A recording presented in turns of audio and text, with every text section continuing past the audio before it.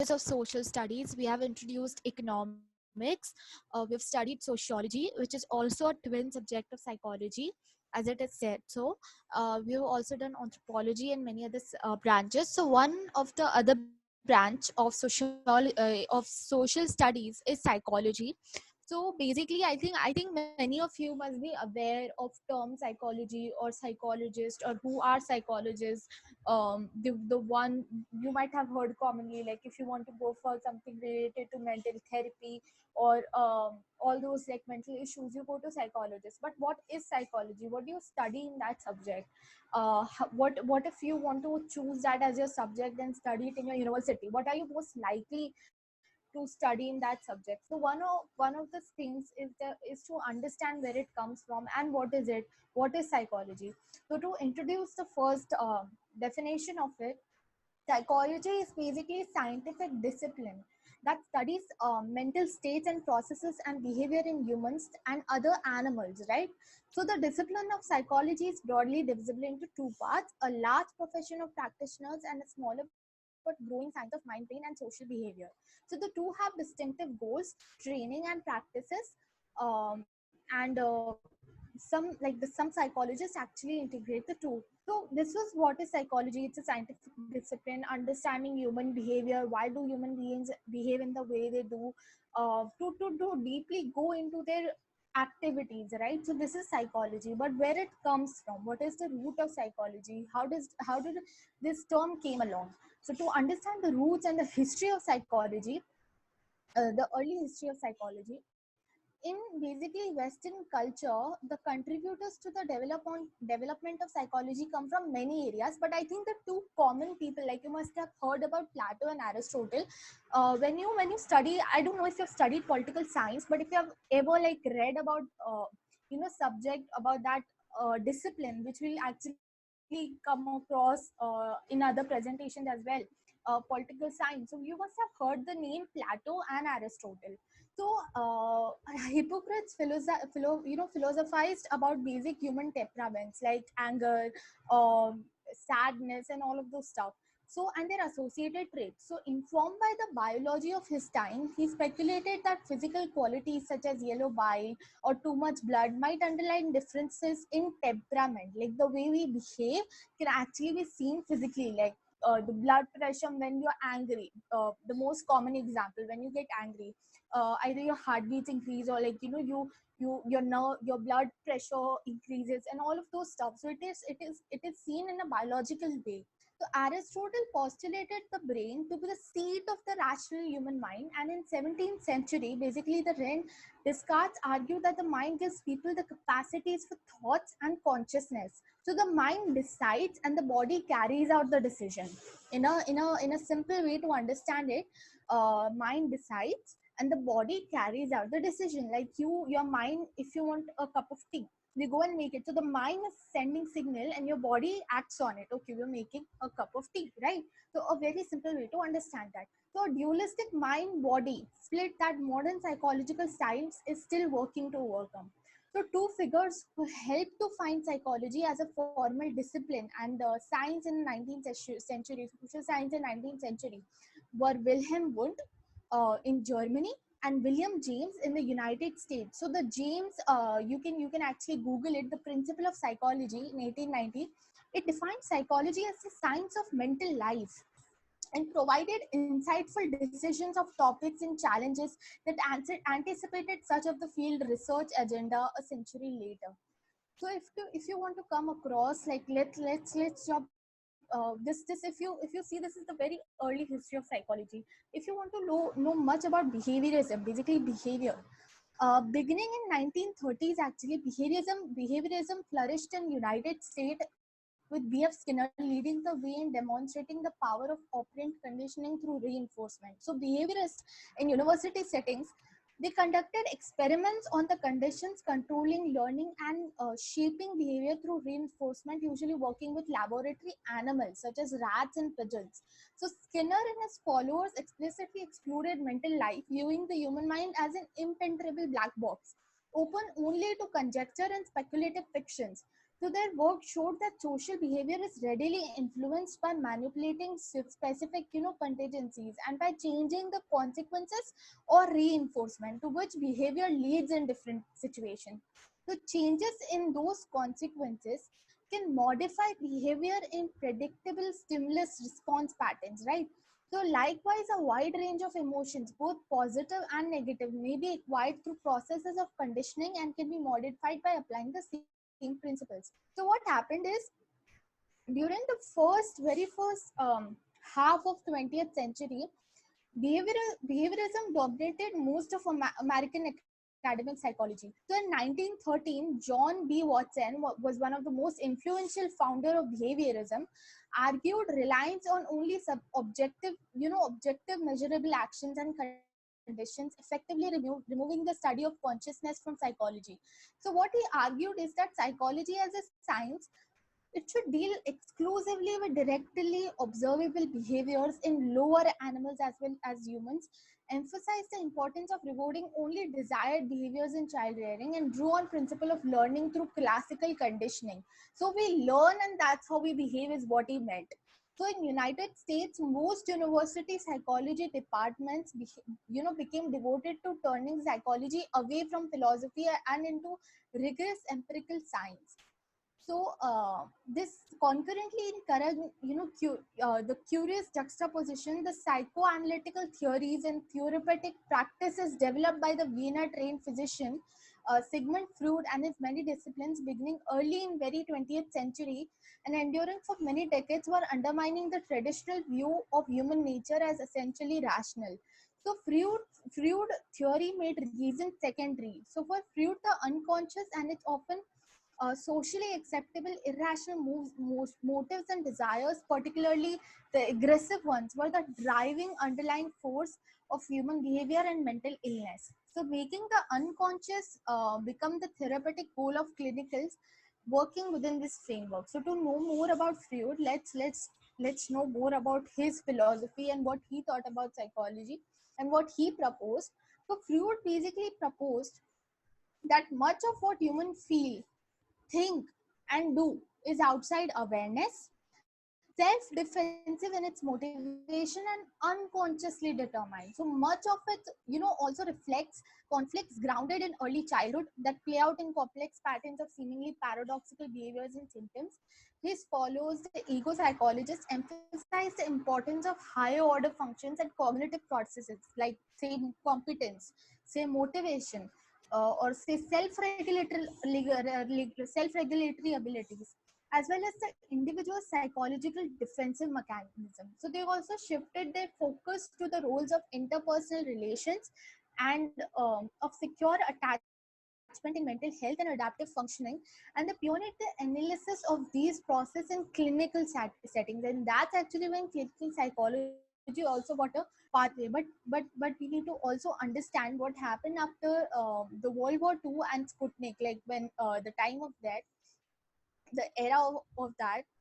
Basically, after World War II, American psychology, particularly clinical psychology, as I mentioned before, grew into a substantial field on its own, and partly in response to the need of returning veterans, right? So the growth of psychology as a science was stimulated further by launching of Sputnik in 1957 and the opening of Russian American space race to moon. So as part of this race, the US government basically, it fueled the growth of science. So for the first time, there was a massive federal funding becoming available both to support the behavioral research and also to enable students to study psychology, to graduate in psychology. And it became both a thriving profession of practitioners and a scientific discipline as well, that investigated all aspects of human social behavior, child development, individual differences, as well as the areas of animal psychology, such as sensation, perception, memory, learning. Why do we learn? How do we learn? What is our perception? Why humans have different perceptions? Why do we sense things in different ways? So many things that that's the time, you can say, that's the time when during, after World War II, when you can say that truly clinical psychology started as a branch, in a simple words. So training in clinical psychology was heavily influenced by Freudian psychology and its offshoots. But some clinical researchers were working with both normal and disturbed population. Okay, so what happened is it began to develop and apply methods focusing on learning conditions that can influence and control social behavior. So this was kind of a behavior therapy, right? It was a behavior therapy movement which was analyzing problematic behaviors which can cause problem not only to one own self but also problems which can because of which the surroundings are affected. For example, aggressiveness, okay, even smoking for that matter of fact, or fear, constant fear about something. Okay, that is, if you have constant fear about something, you're often told that you should consult a therapist. If it's fear of normal things, then it's okay. But if it's occurring again and again and disrupting your normal life of not only yours but around the people around you, then you're likely you have to consult a therapist. Even bizarre speech patterns, some people have bizarre speech patterns, so all of those little stuff also, you were suggested to attend, consult a therapist. So in term of the observable events and conditions that seem to influence the person's problematic behavior, so behavior approaches actually led to innovations for therapy by working to modify problematic behavior, not through just insight, awareness, or the uncovering of unconscious motivation, but by also addressing the behavior itself. So as I explained, behaviorists attempted to modify the maladaptive behaviors directly, examining the conditions controlling the individual current problems, not their possible historic rules only. So they also intended to show that such efforts could be successful, which actually without the symptoms substitution that Freudian theory predicted. So basically, Freudians, the people who believe in Freudian theory, they believe that removing the trouble behavior directly would be followed by new and worse problems. So behavior therapists showed that this was not necessarily the case. So to begin exploring the role of genetics and personality. And so this was the time they also started seeing what role genetic plays in personality development, why we behave in a certain way. Some things you adapt, some things you learn, but some things are also genetic, right? So, and I'm sure you must know that. So, to begin exploring the role of genetics in personality and social development, psychologists compared the similarity in personality shown by people who share the same genes or the same environment to win. Studies compared like identical twins or fraternal twins raised either in same or in different environments. So overall, these studies demonstrated the important role of heredity in a wide range of human characteristics and traits, such as those of introvert and extrovert, and indicated that the biological genetic difference. So what they finally understood is by studying the genetics and the way we behave, why we behave in a certain way, they realized after several years of study in behaviorism, what they realized is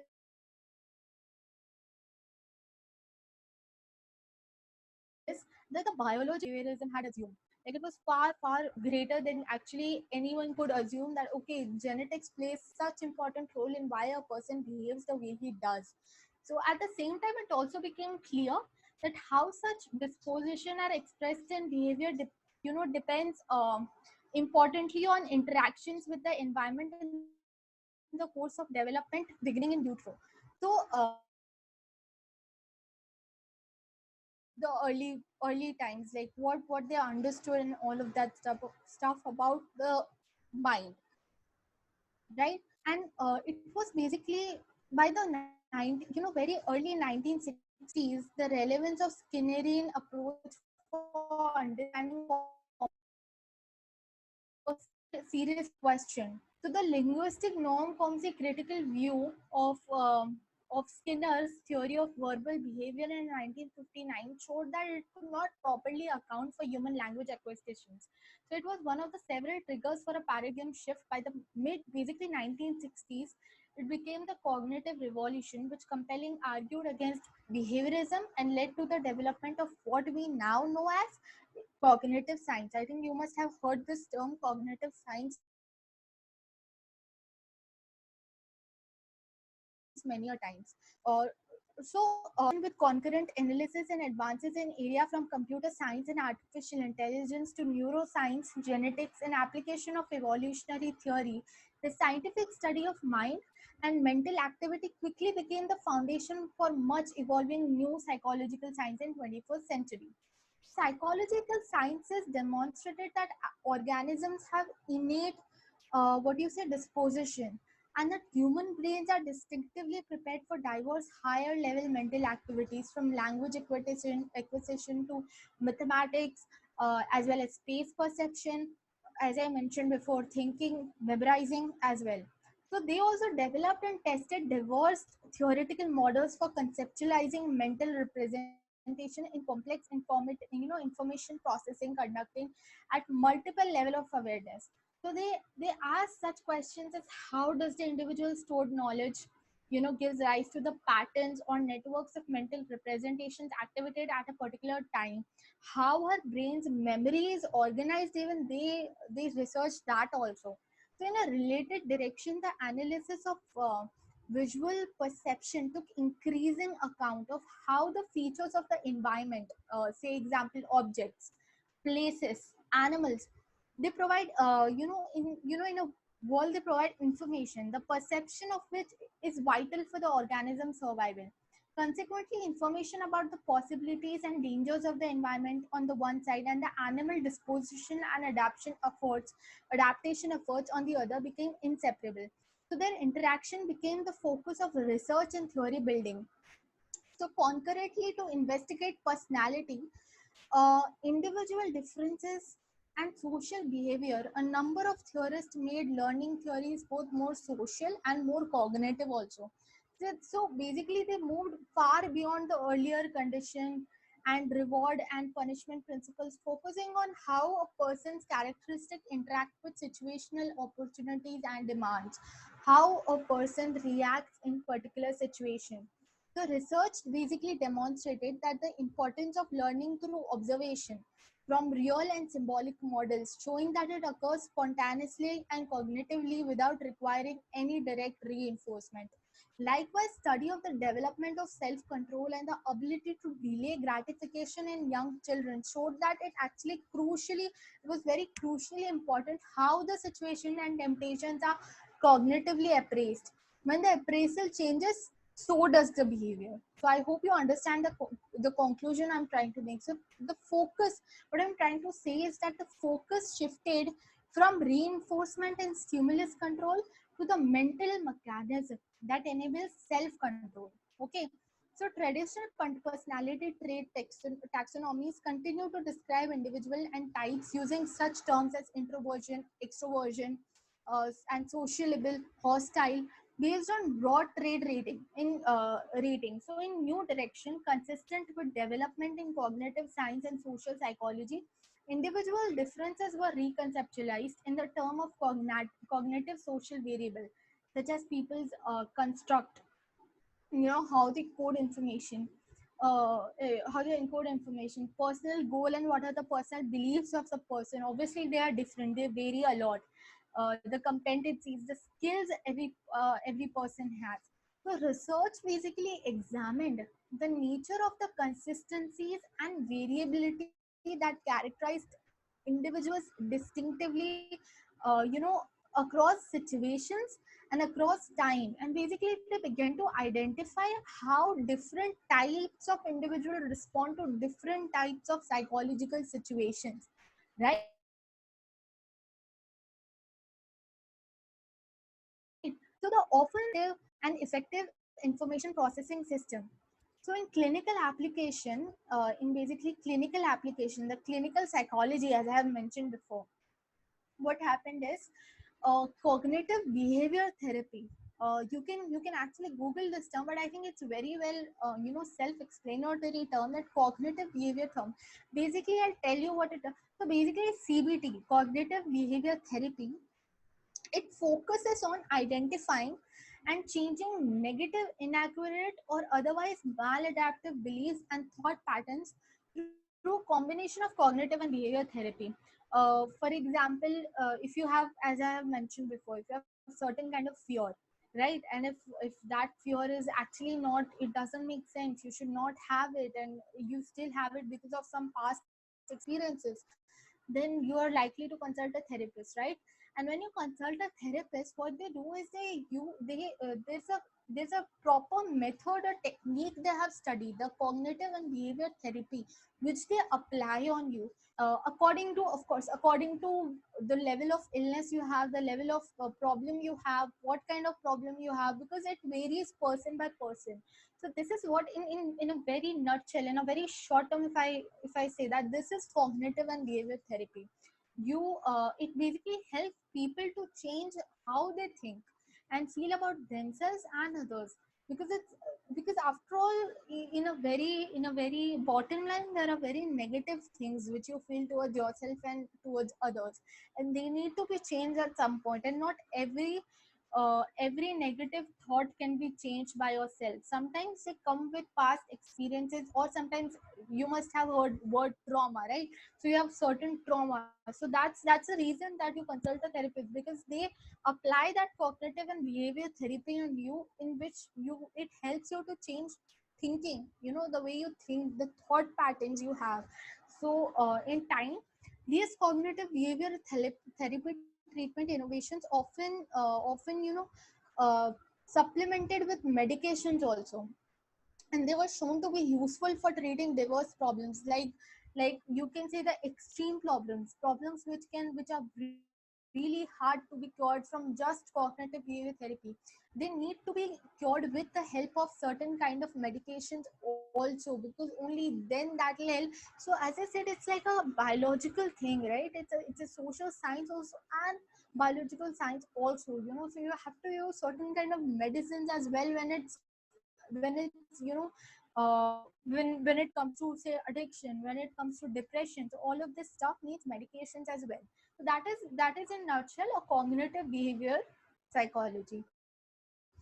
Now, if you talk about social psychology, so it beginning in the early 1970s, so social cognition, how people process social information about other people and the self, became a major area of study. So what happened is research focused on such topics as the nature and functions of self concept and self esteem, right? Cultural differences in information processing, interpersonal relation, social communication, how I communicate, in fact, is also studied. Attitude, the way I behave, social influence. As I said, not every influence, not every the way you behave is not always hereditary, right? The certain kind of behavior is also a social influence from people. Aggression, obedience, motivation, emotion, planning, self-regulation, all of these stuff, and the influence of people disposition and characteristic on their dealing with different types of situation and people. In fact, not only how you deal with different kind of situations, but also how you deal with different kind of people is also psychology, and which they studied at that time, social psychology, right? So recognizing that much information processing occurs at level below awareness and proceeds automatically, research turned to the effects of subliminal stimuli on the activation of diverse kind of mental representation, emotions, and social behavior. So research at the intersection of social cognition and health psychology began to examine how people believe, positive illusions, expectations, and self-regulatory abilities may help them deal with diverse kind of traumas, right, and threats to their health, and the stress that arises when you're trying to cope with certain things, like say AIDS, say cancer. So these kind of stuff, they not only come with disease which is physical, but also you can see there's kind of a mental stress. Will I get through it? Because you're constantly dealing with certain kind of physical issues, right? You're constantly feeling weak, you cannot go with your regular activities. In fact, um, you must all have heard about SARS. It's not coronavirus, but it's really similar. It occurred in 2002 and 3.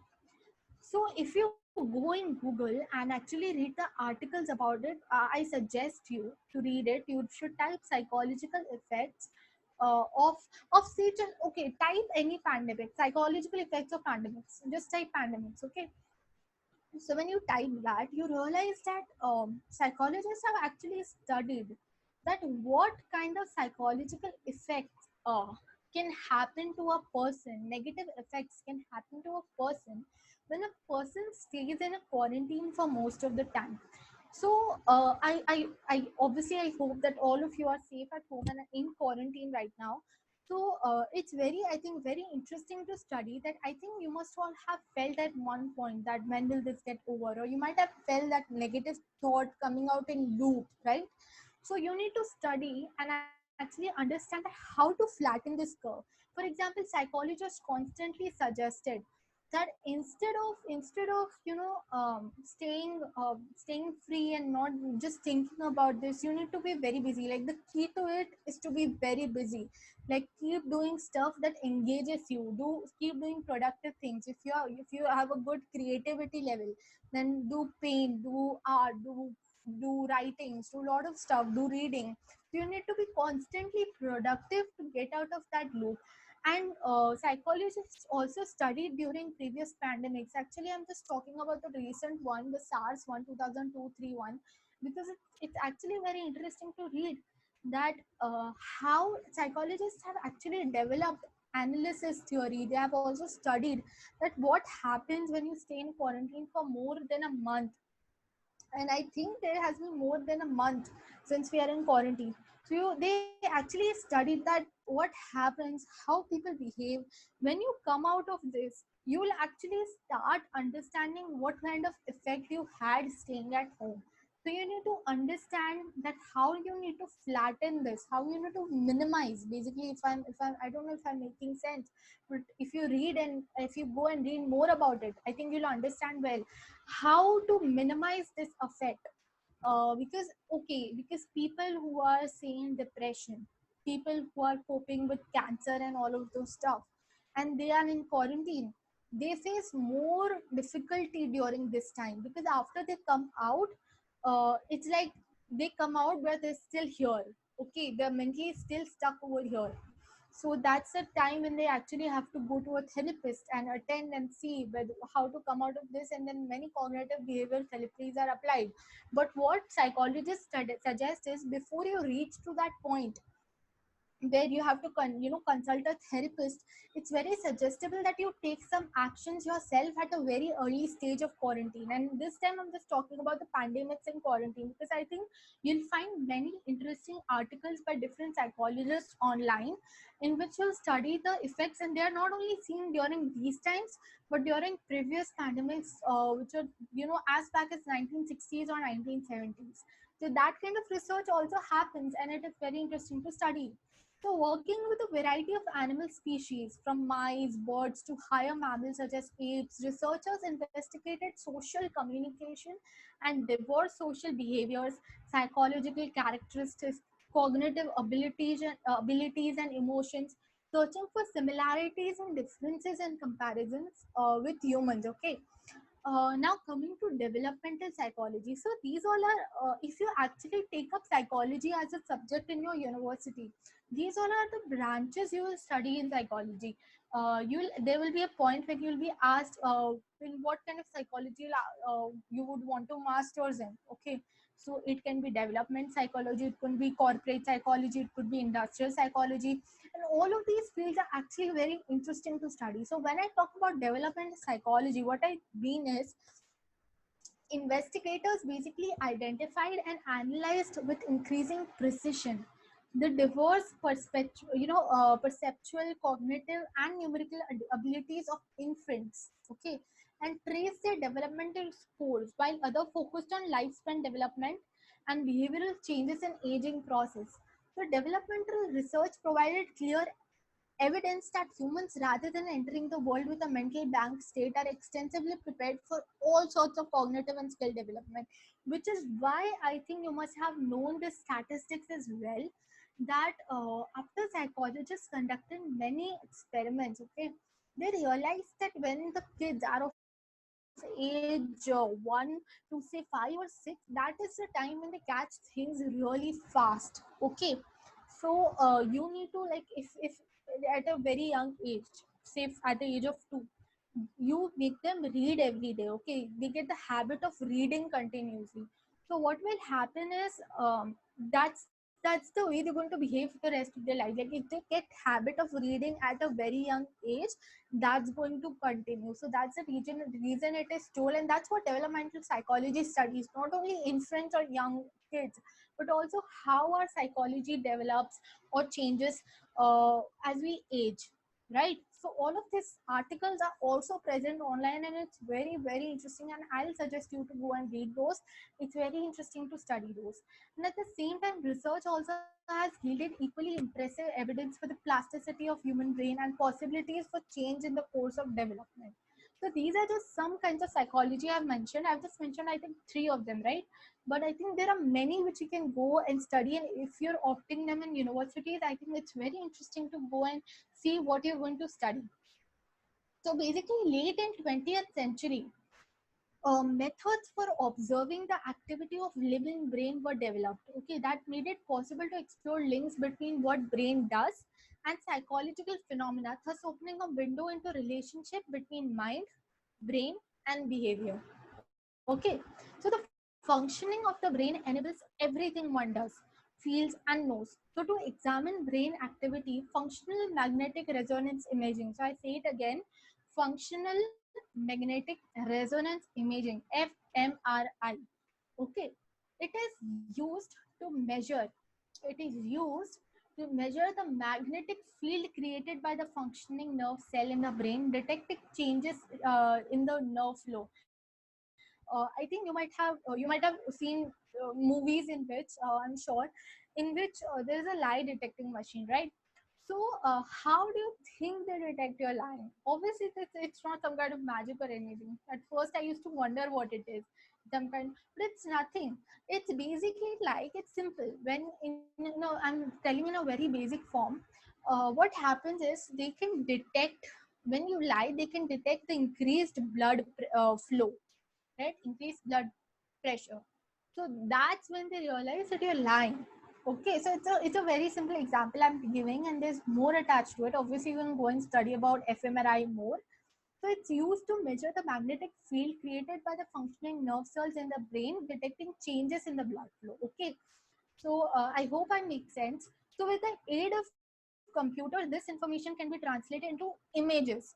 So if you go to therapist, okay, psychotherapist and all, uh, if you go to them, you'll realize they'll also take it, like they'll take your fMRI. So what will happen is you'll get that image of your, virtual image of your brain, and it virtually actually lights up the amount of activity in different areas of the brain as personal performs mental tasks and experiences different kinds of perception, images, thoughts, and emotions. So they allow a much more precise and detailed analysis of the links between activity in the brain and mental state of a person. So I don't know. I think this is also there in many of the movies. Like you'll go and you'll see like a therapist which has kind of image of brain and fMRI, and it's basically there are regions which are like slightly lightened up, if that makes sense. Or you can also Google it, fMRI images, and yeah, those images come, and it kind of basically allows a therapist to link between your mental activity, your mental state, and your activity in the brain. Okay, while responding to different type of stimuli and generating different thoughts and emotions. So this can range, for example, from thoughts and images about what one fears and dreads, and to those directed at what one craves the most also. So the result of this technology is a virtual revolution for work that uses the biological level of neural activity to address questions that are of core interest for psychologists working in almost all areas of discipline. So I hope you understand that psychology is basically studying the mental state of a person, why the person behaves in a certain way he does. We also studied about various disciplines of psychology, which I encourage you to go and read more about. I encourage you to go and read the article of pandemic, what affects psychologist studies about what affects a person after quarantine, and all of those little stuff that you need to study about. And yeah, let me know if you have any doubts so I'll clear them in the comment section. Thank you.